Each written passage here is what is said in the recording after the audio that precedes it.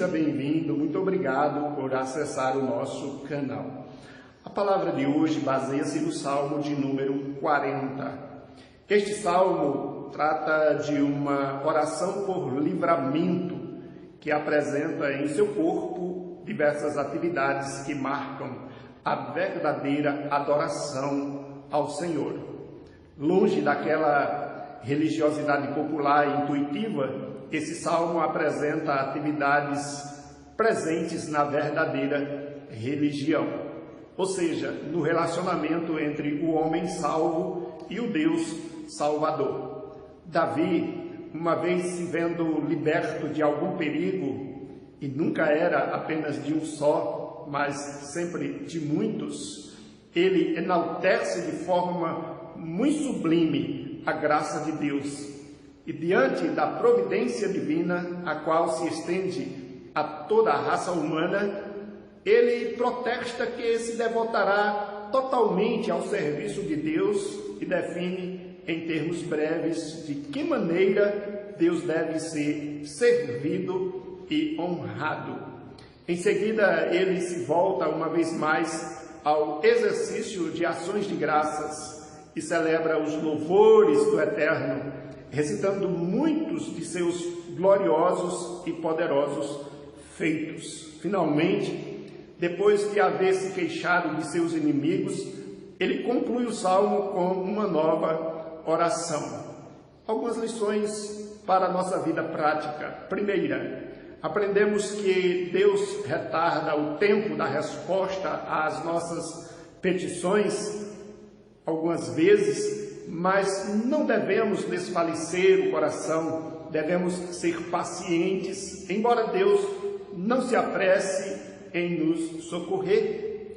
Não devemos perder a coragem, já que a fé não é totalmente provada, senão pela longa espera. Segunda lição: o nosso Deus nos tira de uma situação de total desespero, de abismos profundos, de perigos de morte, de lugares escorregadios, e nos firma os passos em lugares seguros. Esse é o Deus que age no seu devido tempo. Terceira lição: a primeira iniciativa que devemos ter diante do livramento de Deus é de louvor e gratidão. À medida que Ele nos concede seus benefícios, abramos imediatamente a nossa boca e louvemos o seu santo nome.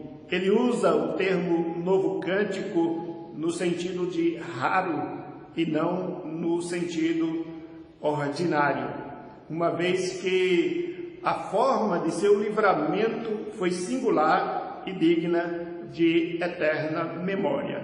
Quarta lição: as obras de Deus realizadas por nós constituem-se em instrumentos para despertar em outras pessoas o temor e o reconhecimento do poder de Deus. Quinta lição: os homens são relutantes em crer em Deus, e a palavra nos afirma que só são felizes os que confiam única e exclusivamente em Deus, visto que a instabilidade de nossa natureza comumente tende a arrastar-nos para uma situação de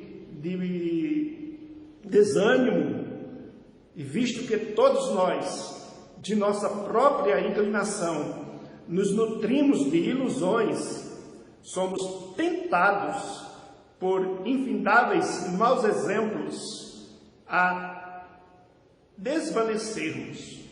Aqui, porém, Davi imediatamente acrescenta que é bem-aventurado quem não pende para os soberbos. Sexta lição: a ação de graças nos favorecendo é algo extraordinário. Os seus desígnios inescrutáveis, não há como decifrá-los, são muito mais do que podemos contar. Sétima lição: Davi nos mostra que Deus não exige obras como recompensa pelo pecado ou para se alcançar a sua misericórdia.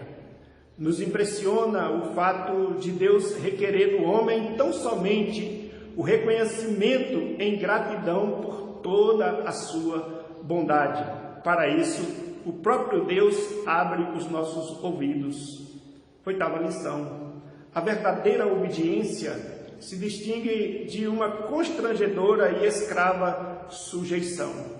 Todo serviço que, porventura, os homens ofereçam a Deus será fútil e ofensivo a seus olhos.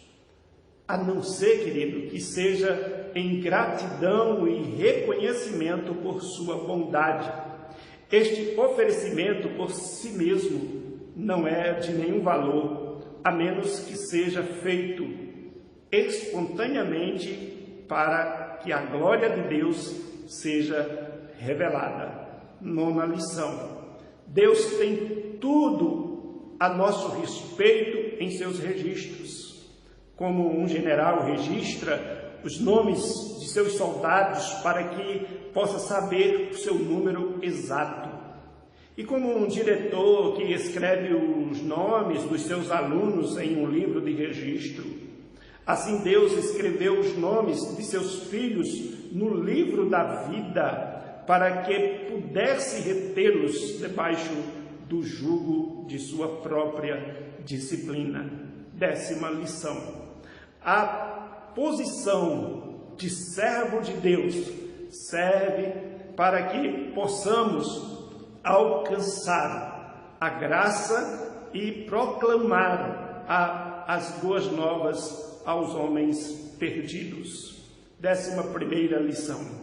O nosso clamor precisa pautar-se sob as misericórdias de Deus, respaldados na verdade.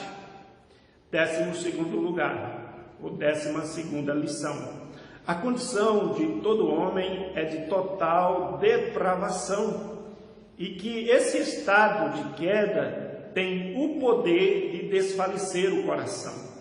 13ª lição.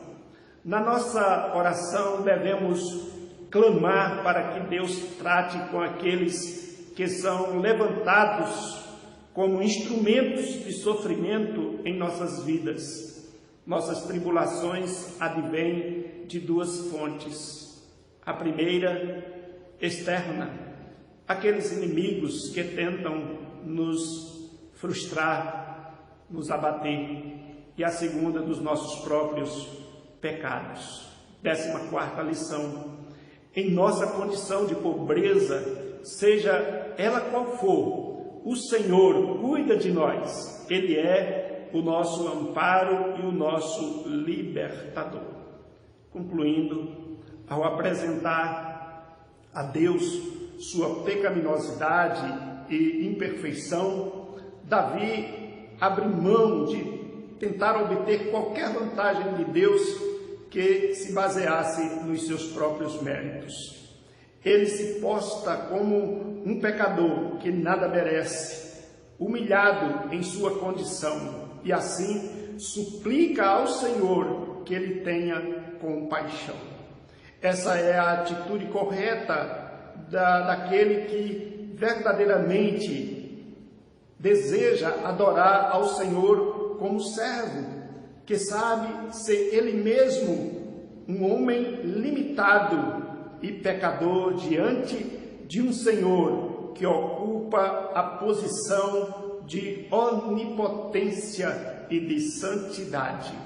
Prezado e querido ouvinte, a palavra de Deus nos adverte para a necessidade de, em meio às adversidades, nos portarmos como verdadeiros adoradores, dependentes totalmente de Deus, reconhecendo que o tempo é dele e somente dele. Que Ele te abençoe, te guarde, te livre do homem mau, da incredulidade, da murmuração, e que Ele te dê paciência para receber a bênção que Deus tem preparado para a sua vida. Compartilhe esta mensagem, inscreva-se no nosso canal, nos ajude a disseminarmos a palavra de Deus. Até a próxima oportunidade. Muito obrigado.